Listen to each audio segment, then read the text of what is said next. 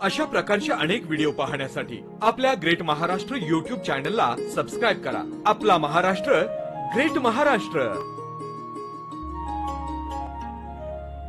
नमस्कार शेतकरी बंधू भगिनींनो, तुम्ही पाहत आहात ग्रेट महाराष्ट्र चॅनल। तुम्ही चॅनलवर नवीन असाल तर लगेच सबस्क्राईब करा आणि घंटीच्या चिन्हाचं बटन दाबा, म्हणजे आमचे नवे व्हिडिओ तुमच्यापर्यंत लगेच पोहोचतील। मित्रांनो, मानवी आहारात पालेभाज्या, फळभाज्या यांचं जसं महत्व आहे तसंच महत्व कडधान्याचं देखील आहे। कडधान्य उत्पादनाचा महाराष्ट्रातला आलेख पाहिला तर तो वाढताच आहे। अधिकाधिक शेतकरी मुख्य पीक तर काही शेतकरी आंतरपीक म्हणूनही कडधान्य लागवडीला महत्व देऊ लागले आहेत। हरभरा हे असंच मानवी आहारातील आणि त्यातल्या त्यात मराठी माणसांच्या आहारातील नेहमीचं कडधान्य। हरभरा उत्पादन देखील गेल्या बऱ्याच वर्षात वाढत आहे आणि ह्या उत्पादनातून अनेक शेतकऱ्यांनी नफा देखील कमावला आहे। ह्यावरून ह्या पिकाचं आहारासोबतच शेतीतही खूप महत्व आहे हे तुमच्या लक्षात आलंच असेल। पारंपरिक शेती सोडून नव्या तंत्राने शेती करणाऱ्या शेतकऱ्यांना हरभऱ्याच्या नव्या वाहनांचे उत्पादन हेक्टरी 30 ते 35 किलो पर्यंत वाढते असे लक्षात आले आहे। ह्या पिकासाठी पाणी फार महत्वाचं आहे। पाऊस व्यवस्थित झाला नसेल तर पाण्याची मुबलक उपलब्धता असणे गरजेचे आहे,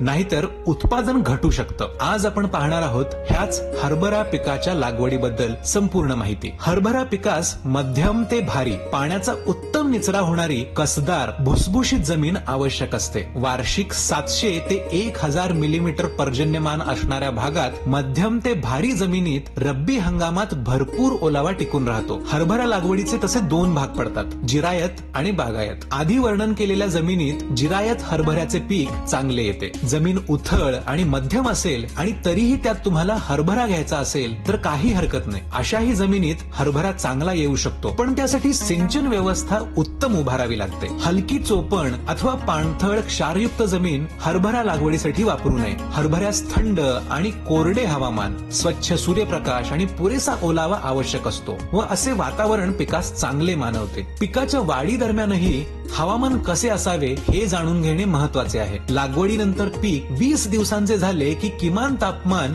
10 अंश ते 15 अंश आणि कमाल तापमान 25 ते 30 अंश सेल्सिअस इतके असावे लागते। असे तापमान महाराष्ट्रात नोव्हेंबर ते जानेवारी महिन्यात असते। साधारणतः 5.5 ते 8.6 सामू असणाऱ्या जमिनीत हरभरा पीक चांगले येते। लागवडीच्या पद्धतीकडे जाण्यापूर्वी जाणून घेऊया हरभरा पिकासाठी पूर्व मशागत कशी केली जाते। हरभरा पिकाची मुळे जमिनीत खोलवर रुजत जात असतात, म्हणून अशा पिकासाठी जमीन भुसभुशीत असणं आवश्यक आहे। त्यामुळे खरीप पीक घेऊन झाल्यावर जमिनीची 25 सेंटीमीटर खोल नांगरट करावी आणि मग कुळवणीच्या 2 पाळ्या घ्याव्यात। खरीपात शेणखत किंवा कंपोस्ट दिले नसल्यास हेक्टरी 5 टन कुजलेले शेणखत किंवा कंपोस्ट नांगरणीपूर्वी जमिनीवर पसरावे। कुळवाच्या पाळ्या दिल्यानंतर काडी कचरा वेचून जमीन स्वच्छ करावी व सप्टेंबर महिन्याच्या अखेरीस हरभरा पेरणीसाठी शेत तयार ठेवावे। हरभरा पिकासाठी पेरणीची वेळ ही फार महत्वाची असते। जिरायत हरभरा लागवडीसाठी जमिनीत ओलसरपणा असेल तेव्हा पेरणी केली जाते। तेव्हा पेरणी केली तर जिरायती हरभरा पीक उत्तम येतं। म्हणजेच ही पेरणी सप्टेंबरच्या शेवटच्या आठवड्यात किंवा ऑक्टोबरच्या पहिल्या आठवड्यात करावी लागते, कारण हरभरा पेरणीनंतर सप्टेंबरच्या शेवटी किंवा ऑक्टोबरच्या सुरुवातीस पडणाऱ्या पावसाचा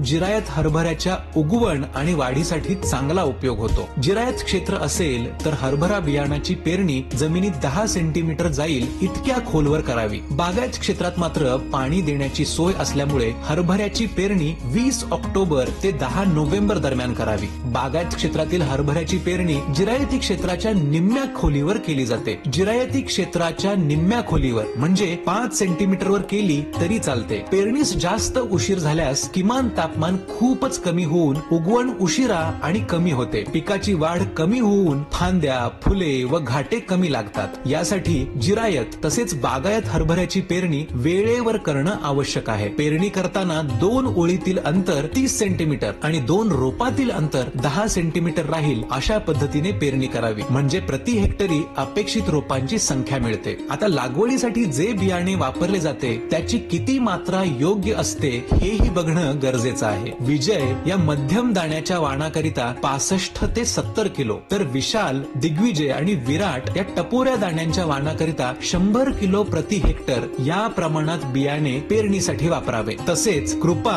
आणि PKV 4 या जास्त टपोऱ्या काबुली वाणांकरिता 125 ते 130 किलो प्रति हेक्टर बियाणे वापरावे। हरभरा सरी वरंब्यावरही चांगला येतो. 90 सेंटीमीटर रुंदीच्या सऱ्या सोडाव्यात व वरंब्याच्या दोन्ही बाजूला 10 सेंटीमीटर अंतरावर बियाणे टोकन करावे. काबुली वाणासाठी जमीन ओली करून वापशावर पेरणी करावी. लागवडी दरम्यान आणि नंतरही पिकांसाठी महत्वाची गोष्ट म्हणजे खत आणि खतांची मात्रा. हरभऱ्याचे सुधारित वाण खत आणि पाणी यांना चांगला प्रतिसाद देतात, म्हणून खतांची मात्रा योग्य प्रकारे देणे गरजेचे आहे.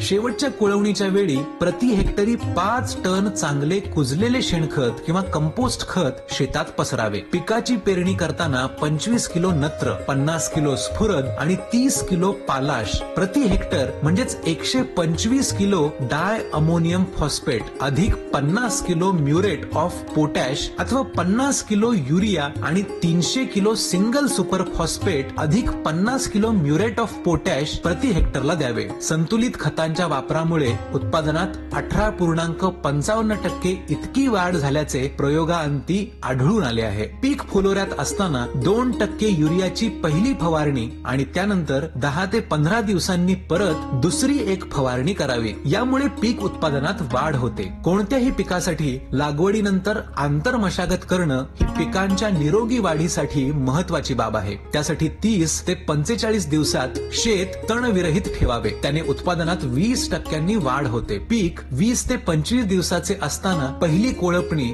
आणि 30 ते 35 दिवसाचे असताना दुसरी कोळपणी करावी. कोळपणीनंतर 2 रोपातील तण काढण्यासाठी लगेच खुरपणी आणि मजुराअभावी खुरपणी करणे शक्य नसल्यास पेरणी करताना जमिनीत पुरेसा ओलावा असताना पेंडिमिथिलीन या तणनाशकाची 2.5 ते 3 लिटर प्रति हेक्टर 500 लिटर पाण्यातून फवारणी करावी. जिरायत हरभरा आणि बागायत हरभरा यांच्यासाठी पाण्याचे नियोजन वेगवेगळे असते. जिरायत हरभरा पिकाला जमिनीत कमी ओलावा असेल आणि पाणी देणे अशा वेळी शक्य असेल तर पिकाला फुले येताच पाणी द्यायला सुरुवात करावी. बागायत हरभरा शेताची रान बांधणी करताना 2 सऱ्यांमधील अंतर कमीत कमी ठेवण्याचा प्रयत्न करावा. तसेच लांबी सुद्धा जमिनीच्या उतारानुसार कमी ठेवावी, म्हणजे पिकाला प्रमाणशीर पाणी देण्यास सोयीचे होते. मध्यम जमिनीत 20 ते 25 दिवसांनी पहिले, 45 ते 50 दिवसांनी दुसरे आणि 65 ते 70 दिवसांनी तिसरे पाणी द्यावे. हरभरा पिकाला सर्वसाधारणपणे 25 सेंटीमीटर पाणी लागते. शक्य असल्यास पाणी देण्यासाठी तुषार सिंचनाचा वापर करावा, कारण हरभरा पीक पाण्याच्या बाबतीत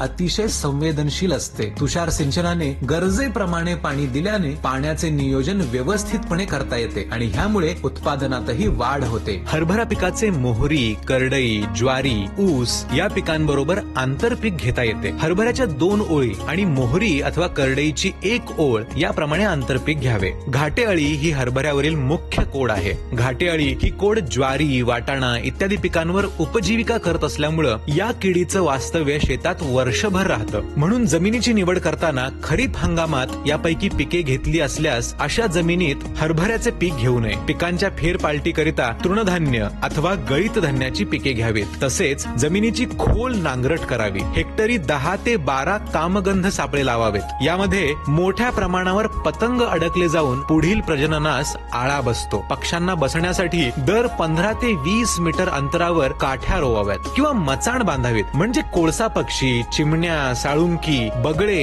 इत्यादी पक्षी पिकावरील अळ्या पकडून खातात. कोड नियंत्रण प्रभावी होण्याकरिता एकाच कीटकनाशकाचा सारखा वापर न करता फवारणीकरिता आलटून पालटून औषधे वापरावीत. हरभरा पिकास फुलकळी येऊ लागताच 5% निंबोळी अर्काची म्हणजे 25 किलो प्रति हेक्टर इतकी पहिली फवारणी करावी. यासाठी 5 किलो निंबोळी पावडर 10 लिटर पाण्यामध्ये रात्रभर भिजत ठेवावी. दुसऱ्या दिवशी सकाळी कापडाच्या सहाय्याने त्याचा अर्क काढावा आणि त्यामध्ये आणखी 90 लिटर पाणी टाकावं. असं एकूण 100 लिटर द्रावण 20 गुंठे क्षेत्रावर फवारावं. पहिल्या फवारणीनंतर 10 ते 15 दिवसांनी हेलिओकिल 500 लिटर पाण्यातून प्रति हेक्टरला फवारावे. यानंतर किडीचा प्रादुर्भाव कमी न झाल्यास पुढे दर्शवल्याप्रमाणे कोणत्याही एका कीटकनाशकाची फवारणी करावी. तर ही होती हरभरा पीक लागवडीबद्दल संपूर्ण माहिती. ही माहिती तुम्हाला कशी वाटली हे आम्हाला कमेंट मध्ये नक्की कळवा आणि ही माहिती तुम्हाला आवडल्यास आपल्या कुटुंब आणि मित्र परिवारांपर्यंत पोहोचवण्यासाठी लाईक आणि शेअर करायला विसरू नका. तुमचा हा पाठिंबा असाच असू द्या. ह्यामुळे आम्हाला तुमच्यापर्यंत नवी माहिती पोहोचवण्यासाठी बळ मिळतं. पुन्हा भेटूया पुढच्या माहिती सोबत. जय महाराष्ट्र, ग्रेट महाराष्ट्र. अशाच प्रकारचे अनेक व्हिडिओ पाहण्यासाठी लगेच ग्रेट महाराष्ट्र या YouTube चॅनलला सबस्क्राईब करा.